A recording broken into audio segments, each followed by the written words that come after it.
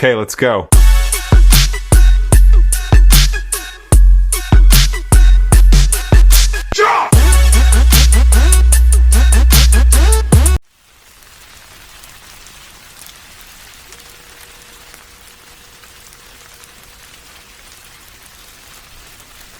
আজ সকাল থেকেই মুষলধারে বৃষ্টি পড়ছে।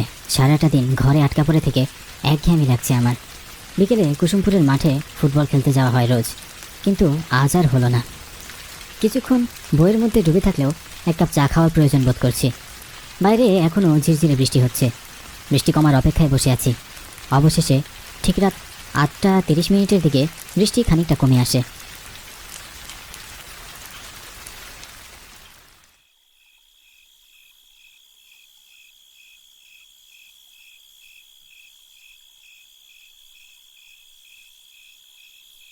বাড়ি থেকে বের হয়ে গ্রামের রাস্তা ধরে হাঁটছি। আবহাওয়া ঠান্ডা থাকায় বেশ ভালো লাগছে। আকাশ কালো মেঘে ঢেকে ফেলায় মনে হচ্ছে অনেক রাত।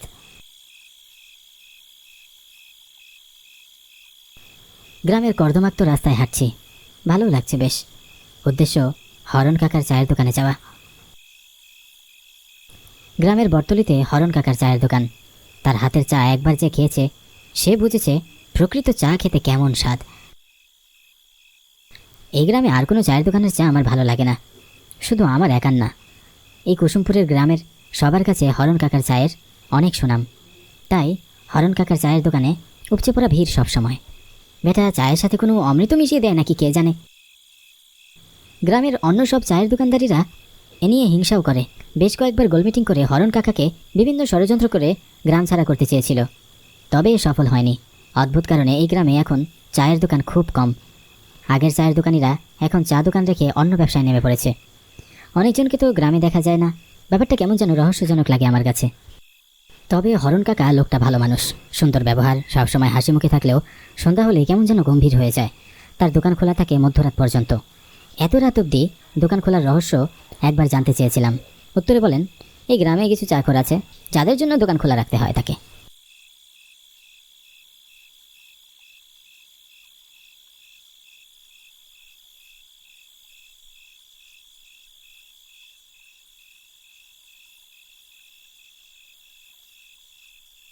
আমি চায়ের দোকানে পৌঁছে দেখি সেখানে আগে থেকে একজন ক্রেতা বসে আছে।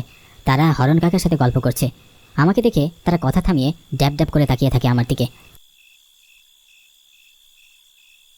আমি বেঞ্চে বসে হরণ কাকার দিকে তাকিয়ে একটা মুচকি হাসি দিয়ে জিজ্ঞাসা করলাম, কেমন আছেন হরণ কাকা? আমি ভালো আছি কোনো রকম।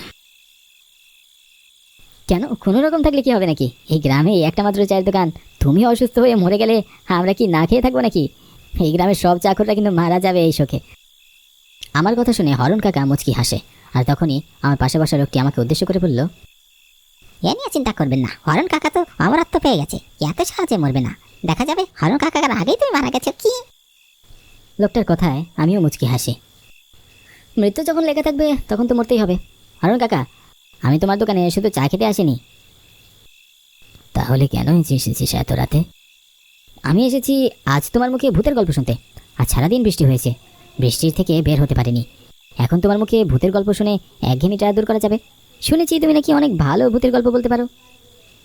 ঠিক আছে, তুমি যখন শুনতে চাইছো তখন আজ আমি আমার জীবনে ঘটে যাওয়া একটা সত্য ঘটনা শোনাবো।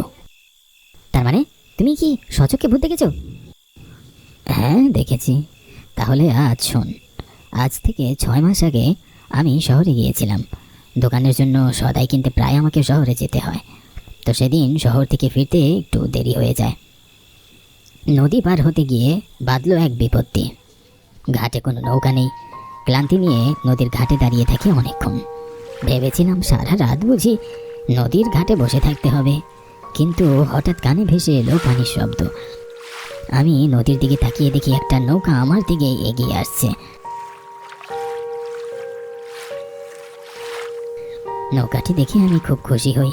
ভাবছিলাম যাক অবশেষে বাড়ি ফেরা যাবে। আমি নৌকার মাঝিকে উদ্দেশ্য করে বললাম, ও মাঝি, তাড়াতাড়ি আহো, আমারে নিয়ে যাও।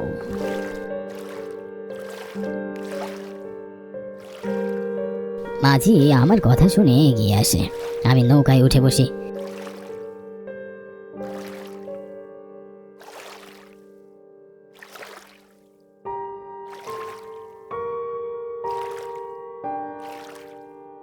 নৌকা চলছে। মাঝের দিকে তাকিয়ে আমার কেমন যেন লাগলো। মাঝের সারা শরীর চাদরে ঢাকা। এত গরমের মাঝেও চাদর মুড়ি দিয়ে থাকার বিষয়টি কেমন অদ্ভুত লাগলো না? ভাবলাম হয়তো নদীতে বাতাস বেশি, তাই চাদর মুড়ি দিয়ে মুখ ঢেকেছে। আমি গল্পপ্রিয় মানুষ, কথা না বলে বেশিক্ষণ থাকতে পারি না। আমি নৌকার মাঝির সাথে কথা বলার চেষ্টা করে তার পরিচয় জানতে চাইলাম। ও মাঝি, তোমার বাড়ি কনে? কিন্তু মাঝি আমার কথার কোনো উত্তর দিল না। একদম চুপচাপ হয়ে নৌকা বাইছে। এসব গম্ভীর মানুষ আমার একদমই অপছন্দের। কথা বলতে গেলে আমাদের দুজনেরই সময় ভালো কেটে যেত, কিন্তু এই মাঝিকে দেখে মনে হচ্ছে তাকে কুমির কামড়ে দিলেও শব্দটাও করবে না। এদিকে আমিও কথা না বলে থাকতে পারছিলাম না। তুমি কি সারা রাত এখানে নৌকা চালাও নাকি মাঝি? এবারও আমার কথার কোনো উত্তর পেলাম না। উত্তর যে দিবে না এটা আমার জানা ছিল। তুমি কি বোবা নাকি? আর এত গরমের মধ্যে এমন চাদর মুড়ি দিয়ে আছেন যে? আমার কথায় মাঝি আমার দিকে বড় বড় চোখ করে তাকালো। তার দু চোখ ছিল রক্তলাল। তার চাহনি দেখে আমি কিছুটা ভয় পেয়ে যাই, সাথে নিজের উপরও রাগ হয়। কি দরকার ছিল মাঝিকে রাগিয়ে দেওয়ার? এত রাতে বাড়ি ফেরার জন্য নৌকাটা পেয়েছি, এটাই তো অনেক। এখন যদি ধাক্কা দিয়ে নৌকা থেকে মাঝ নদীতে আমায় ফেলে দেয় কেমন হবে? আমি মাঝির সাথে নরম সুরে কথা বলা শুরু করি। না, এমনি বলছিলাম, কম কথা বলা তো ভালো। এবার মাঝি তার মুখ থেকে চাদরটি সরিয়ে ফেলল। মাঝির দিকে তাকিয়ে আমার প্রাণ বেরিয়ে যাওয়ার উপক্রম হলো। আমার হাত পা ঠান্ডা হয়ে কাঁপছিল। মাঝির সারা শরীরে রক্ত, চোখগুলো রক্তবর্ণ। আমি ভয়ে এক চিৎকার দিয়ে উঠি, ও মা গো, বাঁচাও! জানি এত রাতে আমাকে কেউ বাঁচাতে আসবে না। ঘাট থেকে নৌকা এখনো বেশ দূরে। আমি কি করব কিছুই বুঝে উঠতে পারছিলাম না। অনেক শখ আমার সাথে কথা কনের। আয়, কথা কো আমার নাকি? এখন মুখে কথা নাই কেন তোর? কথা কবে যায়? একটু পড়তো তোর তোমার বন্ধ করে দিমু। অশরীরী আত্মার মুখে এমন কথাগুলো শুনে আমার সারা শরীর শিউরে উঠল। জীবনে এত বেশি ভয়ের সম্মুখীন কখনো হইনি। কি করব বুঝতে পারছিলাম না। ঘাটে এখনো নৌকা ভিড়তে দেরি আছে।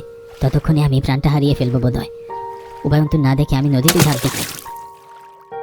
সেদিনের সেই দৃশ্য ভেসে উঠলে এখনো আমি ভয়ে শিউরে উঠি। কত ভয়ঙ্কর হয় অশরীরীগুলো দেখতে। তাদের মনে দয়া মায়া কিছুই থাকে না, হাতের কাছে পেলেই মেরে ফেলে। তোমার ভাগ্য ভালো, সেদিন তুমি বেঁচে গিয়েছো। জানি না কেন হরণ কাকা আমার দিকে তাকিয়ে এক রহস্যের হাসি হাসলো। হরণ কাকার জীবনের ভয়ের গল্পটা শুনে আমার নিজেরই ভয় লাগছিল। সত্যি বলতে আমি খুব একটা সাহসী না, তবে ভূত বিশ্বাস করাটা নিছক পাগলামি মনে হয়।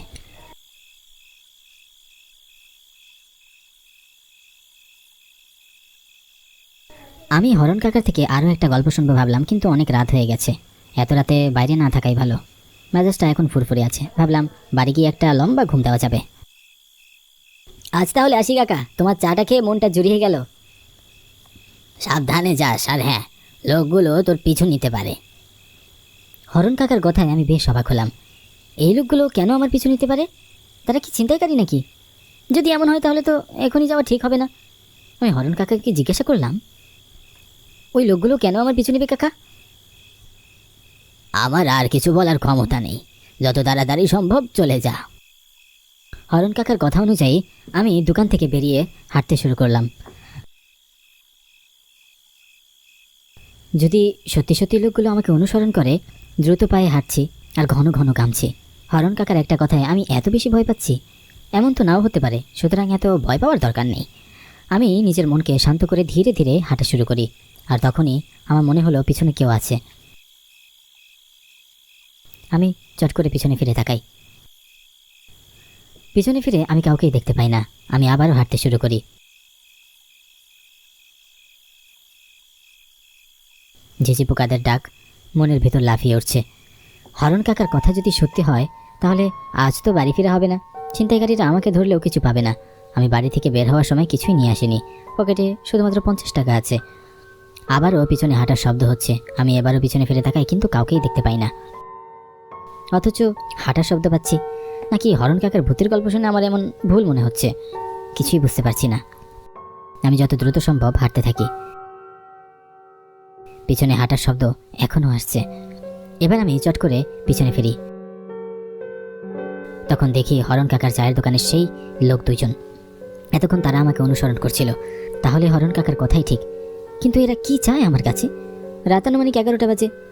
আকাশ ঘন কালো মেঘে চেয়ে আছে।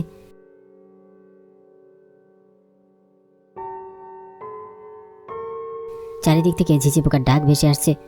লোক দুইটা আমার দিকে এগিয়ে আসছে। আমি জোরে জোরে হাঁটতে লাগলাম।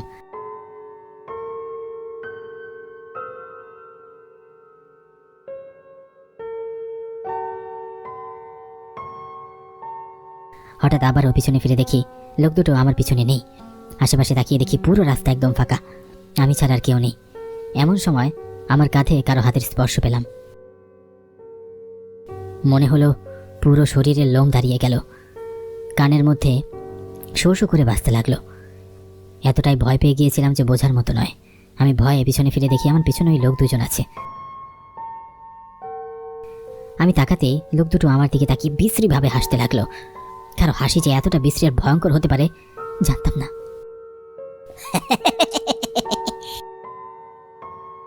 আপনারা আমার পিছু নিয়েছেন কেন? দেখুন আমার কাছে কোনো টাকা পয়সা বা কিছুই নেই, দয়া করে আমাকে যেতে দিন। আমাদের তো টাকা পয়সা চাই না, তোকে চাই। তোকে খেয়ে আমাদের রক্তের খোদান বাবা। মানে কি বলছেন আপনারা? দেখতে না দেখতে লোক দুটো ভয়ঙ্কর রূপ ধারণ করলো। তাদের সুন্দর চেহারা নিমেষে বিভৎস হয়ে গেল। মুখ ঝলসে আছে, চোখ থেকে রক্ত বের হয়ে পড়ছে। আমি ভয় একটা চিৎকার দিয়ে দৌড় দিতে থাকি। ছেড়ে দাও, ছেড়ে দাও আমাকে। আমি প্রাণপণে ছুটতে থাকি। বারবার ওই অশরীরী আমার মাথার কাছে আসছে। হরণ কাকার আগে আমার মৃত্যু হবে এটা নিচুকে একটা মজার বলেছিল। তাহলে কি সত্যি আজ রাতে আমি এই অশরীর হাতে মারা যাব? ভয় কলিজা শুকিয়ে আসছে। আমি দৌড়াতে দৌড়াতে হাঁপিয়ে উঠি, গলা শুকিয়ে কাঠ হয়ে গেছে। তখনই হরণ কাকা আমার সামনে দাঁড়িয়ে। আমি দৌড়ে তার কাছে যাই।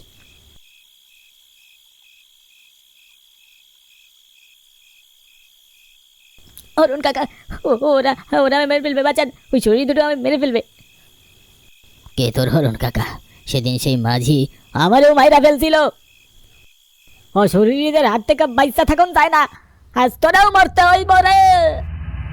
হরণ কাকা হেসে ওঠে, অস্বাভাবিক সেই হাসি। আমি ভয়ে পিছিয়ে আসি। এ যেন আমাদের পরিচিত হরণ কাকা নয়। কি বিভৎস লাগছে হরণ কাকাকে দেখতে। সুন্দর নিষ্পাপ চেহারাটা হঠাৎই ভয়ঙ্কর হয়ে উঠল। ঝলসানো মুখ আর পুরো শরীর রক্তে মাখানো। আমি কি করবো কিছুই বুঝে উঠতে পারছিলাম না। দুপাশ থেকে তারা আমার দিকে এগিয়ে আসছে। আমি ভয়ে চোখ বন্ধ করে ফেলি।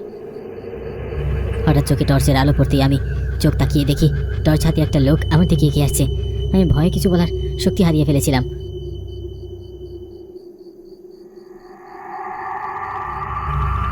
আরে পল্লব, তুই এত রাতে এখানে রাস্তায় মাটিতে বসে কি করছিস? আর তোকে এরকম দেখাচ্ছে কেন? ভালো করে দেখি আমার এক প্রতিবেশী দাদা। আমি তাকে দেখে যেন স্বস্তি পেলাম। এরপরে তাকে সবটা খুলে বললাম। সবকিছু শুনে দাদা বললেন, আরে তুই জানিস না হরণ কাকা তো গত 2 দিন আগে মারা গিয়েছে। সেদিন সকালে এক জেলে মাছ ধরতে গিয়ে নদীর পাড়ে তার লাশ পেয়েছে। লাশের অবস্থা ভীষণ খারাপ ছিল। দেখে মনে হচ্ছিল কোনো জঙ্গলি জানোয়ার তার শরীরের মাংস ছিঁড়ে খেয়েছে। দাদার কথা শুনে আমার কাছে সব স্পষ্ট হয়ে গেল। এরপরে আমি দাদার প্রতি কৃতজ্ঞতা জানিয়ে চলে আসি।